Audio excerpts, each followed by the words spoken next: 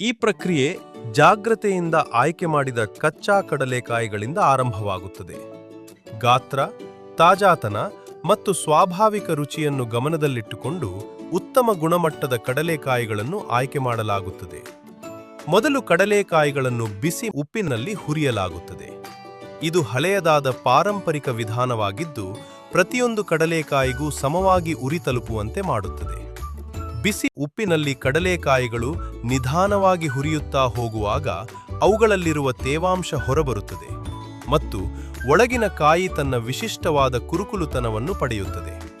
ಹುರಿಯುವ ಪ್ರಕ್ರಿಯೆ ಸರಿಯಾದ ಹಂತಕ್ಕೆ ಬಂದ ನಂತರ ಕಡಲೆಕಾಯಿಗಳನ್ನು ಉಪ್ಪಿನಿಂದ ಬೇರ್ಪಡಿಸಿ ಮುಂದಿನ ಹಂತಕ್ಕೆ ಕಳುಹಿಸಲಾಗುತ್ತದೆ. ಇದರ ನಡುವೆ ಬೇರೆ ಪಾತ್ರೆಯಲ್ಲಿ ಮಸಾಲೆ ಮಿಶ್ರಣವನ್ನು ತಯಾರಿಸಲಾಗುತ್ತದೆ.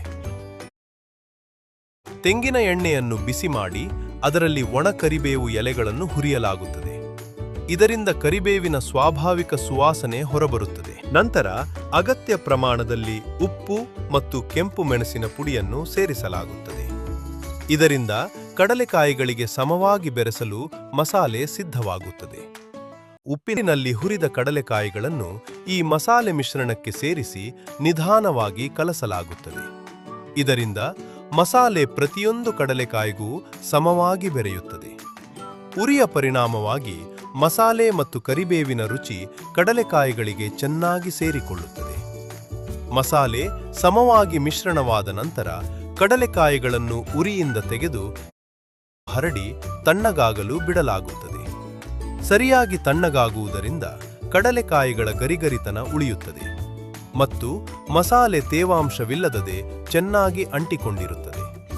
ಪೂರ್ಣವಾಗಿ ತಣ್ಣಗಾದ ನಂತರ ಕಡಲೆಕಾಯಿಗಳನ್ನು ಪ್ಯಾಕಿಂಗ್ ವಿಭಾಗಕ್ಕೆ ಕಳುಹಿಸಲಾಗುತ್ತದೆ. ಅಲ್ಲಿ ಅವುಗಳನ್ನು ನಿಖರವಾಗಿ ತೂಕ ಮಾಡಿ ಕೊಕ್ಕೋಗುರು 200 ಗ್ರಾಂ ಪೌಚ್ಗಳಲ್ಲಿ ತುಂಬಲಾಗುತ್ತದೆ. ಪ್ಯಾಕ್ ಮಾಡುವಾಗ ನೈಟ್ರೋಜನ್ ಅನಿಲವನ್ನು ಬಳಸಲಾಗುತ್ತದೆ. ಇದರಿಂದ ಕಡಲೆಕಾಯಿಗಳ ತಾಜಾತನ ಹೆಚ್ಚು ಕಾಲ ಉಳಿಯುತ್ತದೆ. ಕೊಕ್ಕೋಗುರು ಹುರಿದ ಕಡಲೆಕಾಯಿ, ಮರಳಿನಲ್ಲಿ ಹುರಿದ ತೆಂಗಿನ ಎಣ್ಣೆ ಮಸಾಲೆಯಲ್ಲಿ ಸಿದ್ಧವಾದ ಮತ್ತು ಜಾಗ್ರತೆಯಿಂದ ಪ್ಯಾಕ್ ಮಾಡಿದ ಸಮೃದ್ಧ ರುಚಿ ಮತ್ತು ತೃಪ್ತಿಕರ ಸವಿಯನ್ನು ನೀಡುವ ತಿಂಡಿ.